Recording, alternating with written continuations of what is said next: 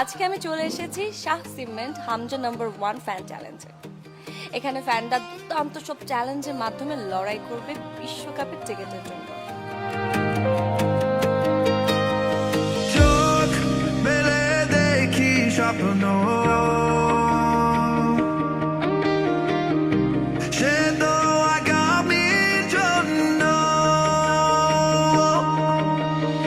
আজ গ্যালারি কাল মাঠ, দিচ্ছি দৃপ্ত শপথের পাঠ।